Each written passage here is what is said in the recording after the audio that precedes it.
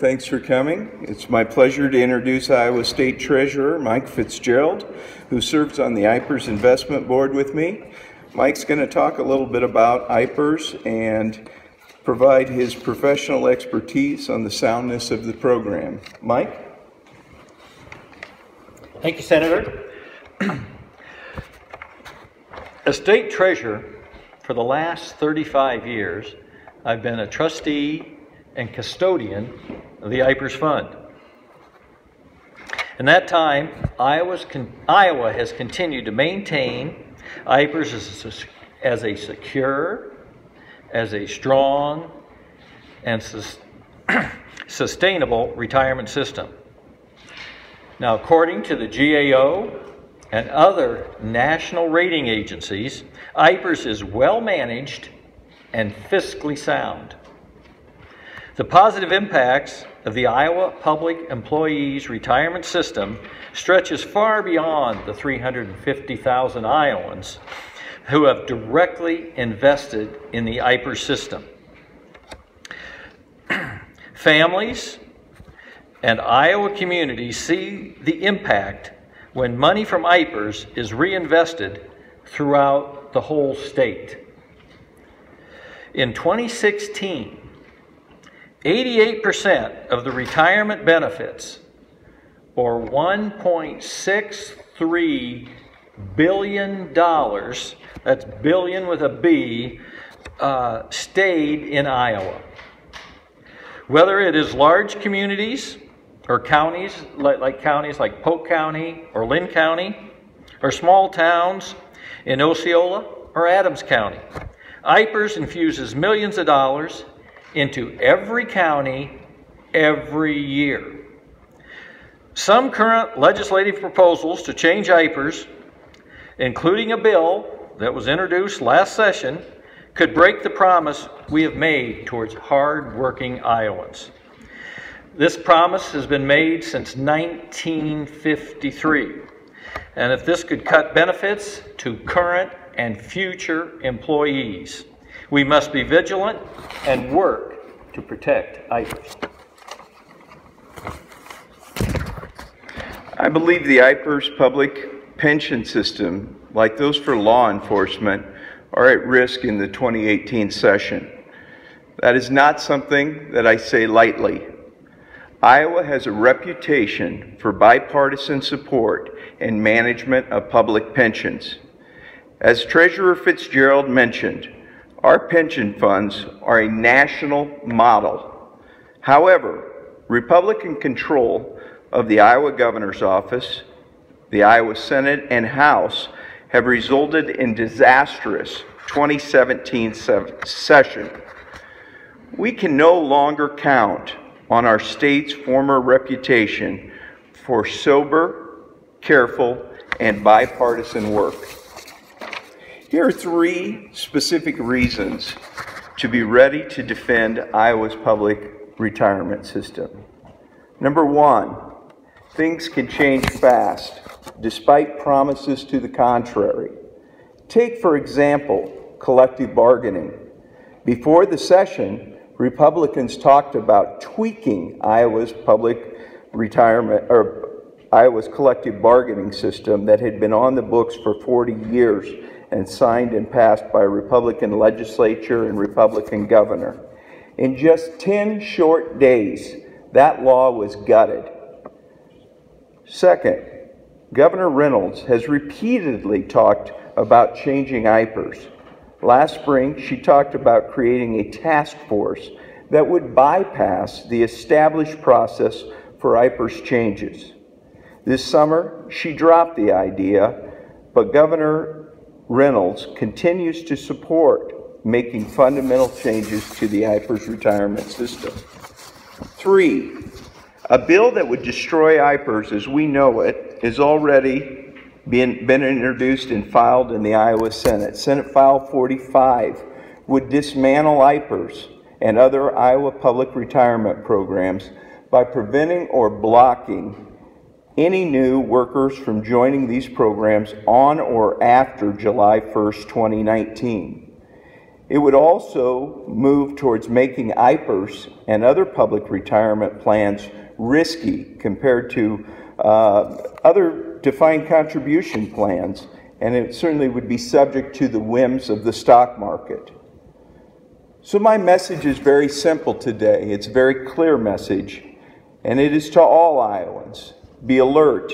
Be ready to speak up loudly if legislation to harm Iowa's financially sound, high-quality public retirement program comes up for debate. Thank you. Questions? Comments? Questions? Bill? Republicans say they aren't going to do that. Well, Republicans said they were going to tweak the collective bargaining bill, and within 10 days they had gutted a bill that had served Iowans for over 40 years. So I take that with a grain of salt. I would tell you, Charles Schneider, the second highest ranking member of the Iowa Senate, brought in the Reason Foundation, which is a right-wing think tank, and essentially took our system and talked about how to convert that system into a defined contribution system. So I hear what they're saying, but I cannot trust what they're saying anymore. Also, has to add, this is a national movement. The Koch brothers are financing a movement to get rid of defined benefit public pension plans all across this country. That's one of their main goals. And they're trying to do that in Iowa as well. And I also, I'm holding in my hand Senate File 45, which was introduced last year by Senator Zahn, which essentially does exactly what we're talking about today. So I think given what their track record is, and given their allegiance to the Koch brothers, and given what the kind of dollars the Koch brothers have poured into the Senate Republicans and House Republicans, I think we should talk to the Koch brothers before we talk to the Senate Republicans.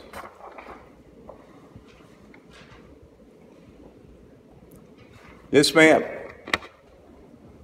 They're not going to just stop at IPERS. What about the municipal fire police, the judicial, peace officers? I mean, are they going to roll this all together and go after them all? The movement around the country right now is to move away from public pensions, period, and to move towards defined contribution plans. And I think that movement and agenda is well laid out, and I think that is ultimately the direction they want to go. And obviously, we're not trying to scare Iowans. This would apply to new enrollees into these programs. But there is no way to adequately annuitize without a lot of taxpayer money these existing pension plans that are dependent upon new enrollees, keeping them afloat. So once you cut that off, you strangle and starve that pension program, and it eventually withers and dies. And that's what they want to do to our public pensions. Public employees should be really concerned. And that's public employees, even retired public employees. They're in the strongest financial shape and strongest legal position. But there's legal cases in the court today challenging whether you can still cut benefits for retirees. So if they have the chance, they will. And we must be vigilant to protect public pension plans, whether you're a fireman or a high school teacher, wherever you're at, in any part of the state of Iowa, be vigilant. You need to protect IPERS. Fitzgerald, did you just say Republicans are going to cut the benefits for those who are retired? That, I'm saying there are lawsuits that are challenging that clause. Usually say you have a contract, states and municipalities have to honor those retiree benefits. But there are court challenges moving forward, taking place today. And I can't predict how the court's going to rule, but the court's becoming more conservative all the time. And if that would happen, retirees' benefits would not be safe. So I can't stand up and say, hey, if you have a retired benefit, you're 100% safe. There is a chance you could have those cut in the future. What type of communication have you had with Republicans either in the Senate or the House about, or the governor's office about activity or remarks made in the last, because this legislation, Senate File 45, was introduced last session, I don't even believe it got out of subcommittee. So has there been communication with Senator John or the governor's office or Senator Schneider about where they stand now, December 2017? So I'll speak for myself, and then the treasurer can speak for himself. I actually serve on the interim committee on pensions, so I've had a chance to speak to Senator Zahn, and he feels very firmly that we need to move to defined contribution programs. Senator Schneider took it a step further by bringing in the Reason Foundation, and they held meetings with legislators that worked around and on pension issues, and essentially made a strategic case for why they should move to, why the state of Iowa should move to defined contribution plans. Governor Reynolds has made public statements about this, but I have not talked to her specifically about her support for creating this task force, and whether that she pulled that idea off the table, but whether it's being pulled off permanently or not. But I know that the Reason Foundation has spent a lot of time with Taxpayers Association and Gretchen Tegler trying to promote this idea, and I believe that it is starting to get genuine interest among my Republican colleagues. So a defined contribution program is what you would think of as a traditional 401k plan, and there are various types of programs. But what it would mean is an employee would put a percentage of their wages in, and the government then would potentially match that up to some percentage, and there would be a vesting schedule, and that employee then would become vested at a certain point.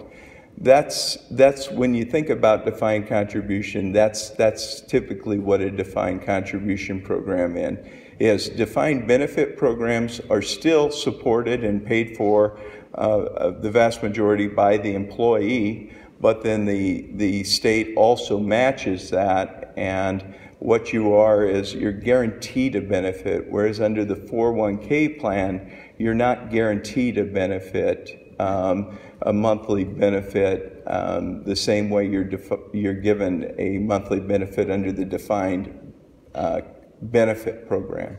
So it makes it harder for people that are retiring to actually budget and figure out how they're going to afford retirement. I'd like to add on to that people should know a defined benefit like IPER's benefit, the employees are paying in. It's not a freebie from the state. Employees have 6% of their money taken out of their paycheck and put into this. And the state will put in about 10%. And the state follows it. I mean, we hire actuaries to say, are we on course? Can we pay, like if a school teacher works 30 years, they're guaranteed 60% of their high 5 years, I believe it is, the average. It's a nice benefit. But the state doesn't have its head in the sand. They have actuaries that measure this every year. And they have said, and national rating agencies have said, IPERS are strong. It's over 80% funded. You have a plan to have it 100% funded within 20-some years. And it's moving along just fine. It's one of the best pension systems in the country. But there's still people like the Koch brothers and some leaders in the Republican Party want to change it, gut it, and put everybody in a 401k system, which is a defined contribution, they just define what you put into it. And then you're on your own. And you're subject to investment houses charging you an arm and a leg to manage it. And it's made it difficult for those to really grow in size. And we have, as I said, we have a system here in Iowa that's worked. That's so right. If it isn't broke, don't fix it. It is a national model. So is the implication that anything that Republicans from either chamber